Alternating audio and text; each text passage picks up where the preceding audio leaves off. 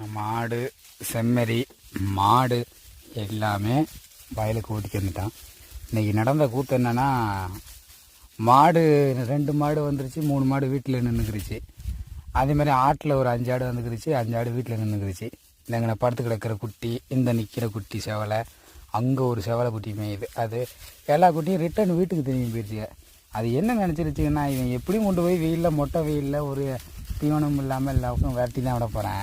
எதுக்கு MGK integrated form புல்லுக்குள்ளே ஒளிஞ்சு ஓடி போய் வீட்டுக்குள்ளே நின்றுக்கிருச்சுங்க.